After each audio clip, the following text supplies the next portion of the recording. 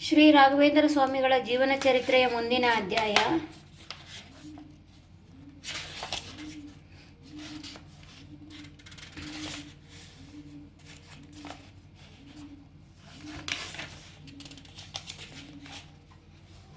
ಮೃತ ಬಾಲಕನು ಬದುಕಿದ. ಶ್ರೀ ರಾಘವೇಂದ್ರ ಸ್ವಾಮಿಗಳು ಸಂಚಾರೈತ್ವನ ಗದಗಕ್ಕೆ ಬಂದರು. ಅಲ್ಲಿ ಶ್ರೀ ವೀರನಾರಾಯಣನನ್ನು ಸಂದರ್ಶಿಸಿ ಹತ್ತಿರದ ಕಿರೀಟಗಿರಿಗೆ ಬಂದರು. ಅಲ್ಲಿಯ ದೇಸಾಯಿ ವೆಂಕಟರಾಯನ ಆಹ್ವಾನದ ಮೇರೆಗೆ ಅವರ ಮನೆಯಲ್ಲಿ ವಾಸ್ತವ್ಯ ಮಾಡಿದರು. ಒಳ್ಳೆಯ ಬೇಸಿಗೆ ಕಾಲ. ಎಲ್ಲೆಲ್ಲೂ ಮಾವಿನ ಫಸಲು ಸಮೃದ್ಧಿಯಾಗಿದೆ. ದೇಸಾಯಿಯಾದರೂ ಭಕ್ತಿಯಿಂದ ಸಾವಿರಾರು ಹಣ್ಣುಗಳನ್ನು ತರಿಸಿದರು. ಶ್ರೀ ರಾಘವೇಂದ್ರ ಸ್ವಾಮಿಗಳಿಗೆ ಅರ್ಪಿಸಲು ಸ್ವೀಕರಣೆಯನ್ನು ದೊಡ್ಡ ಕೊಳಗದಲ್ಲಿ ಸಿದ್ಧ ಮಾಡಿಸಿದರು. ಎಲ್ಲರೂ ಶ್ರೀಗಳವರ ಪೂಜೆಯಲ್ಲಿ ಮಗ್ನರಾಗಿದ್ದಾಗ ಅಡಿಗೆಯವರು ತಮ್ಮ ಕೆಲಸದಲ್ಲಿ ಮಗ್ನರಾಗಿದ್ದರು. ದೇಸಾಯಿಯವರು 3 ವರ್ಷದ ಮಗ ಶ್ರೀನಿವಾಸನು ಆಟವಾಡುತ್ತಾ ಹೋಗಿ ಜಾರಿ ಸ್ವೀಕರಣೆಯಲ್ಲಿ ಬಿದ್ದು ಅಪಮೃತ್ಯುಗೆ ಪಾಲಾದನು. ನೈವೇದ್ಯಕ್ಕೆ ಸಿದ್ಧಪಡಿಸಲು ಬಂದ ಅಡಿಗೆಯವನು ಸ್ವೀಕರಣೆಯಲ್ಲಿ ತೇಲುತ್ತಿರುವ ದೇಸಾಯಿ ಪುತ್ರನನ್ನು ನೋಡಿ ಗಾಬರಿಯಾದನು. ಕೂಡಲೇ ದೇಸಾಯಿಗೆ ವಿಷಯ ತಿಳಿಸಿದರು. ಅವರು ದುಃಖ ಸಮುದ್ರದಲ್ಲಿ ಮುಳುಗಿದರು. ಈ ವಾರ್ತೆ ತಿಳಿದರೆ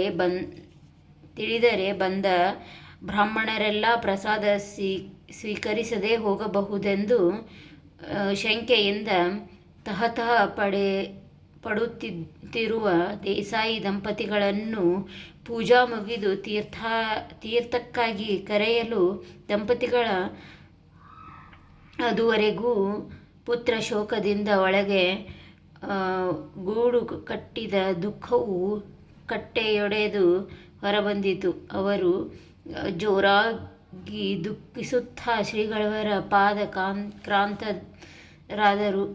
ನಿಜ ಸಂಗತಿಯನ್ನು ತಿಳಿದ ಶ್ರೀ ರಾಘವೇಂದ್ರ ಸ್ವಾಮಿಗಳು, ಶ್ರೀ ಮೂಲರಾಮನು ಇರುವಲ್ಲಿ ಅಮಂಗಳಕ್ಕೆ ಸ್ಥಾನವಿಲ್ಲ. ಆ ಬಾಲಕನ ಮೃತ ಕಳೇವರವನ್ನು ತನ್ನಿರಿ ಎಂದು ಹೇಳಿದರು ಮತ್ತು ತಮ್ಮ ಅಮೃತ ಹಸ್ತದಿಂದ ಧನ್ವಂತರಿ ಮಂತ್ರೆಯನ್ನು ಅಭಿಮಂತ್ರಿಸಿದ ಜಲವನ್ನು ಪ್ರೋಕ್ಷಣೆ ಮಾಡಿದರು. ಆಗ ನಿದ್ರೆಯಿಂದ ಎದ್ದವನಂತೆ ಎದ್ದು ಕುಳಿತು ಮಗನನ್ನು ನೋಡಿ ದಂಪತಿಗಳು ಆನಂದಕ್ಕೆ ಪಾರವೇ ಇಲ್ಲವಾಯಿತು. ಸತ್ತವರು ಬದುಕುವುದು ಸಾಮಾನ್ಯವಾದ ಮಾತೇ.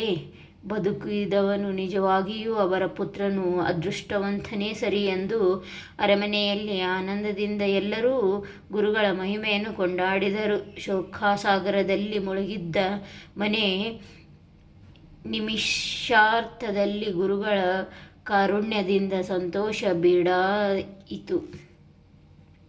ಮರುದಿನವೂ ಆ ಮನೆಯಲ್ಲಿ ಗುರುಗಳು ಶ್ರೀ ಮೂಲರಾಮರ ಪೂಜೆ ನೆರವೇರಿಸಿದರು. ಆಗ ದೇಸಾಯಿಯವರು ಶ್ರೀ ರಾಘವೇಂದ್ರ ಸ್ವಾಮಿಗಳು ಮಾಡಿದ ಅನುಗ್ರಹಕ್ಕೆ ನಾನು ಏನು ತಾನೇ ಪ್ರತಿಯಾಗಿ ಕೊಡಬಲ್ಲೆನು ಎಂದು ತನ್ನ ಸರ್ವಸ್ವವಾದ ಆ ಕಿರೀಟಗಿರಿ ಗ್ರಾಮವನ್ನೇ ಉಂಬಳಿಯಾಗಿ ರಾಯರಿಗೆ ಅರ್ಪಿಸಿ ಧನ್ಯನಾದನು.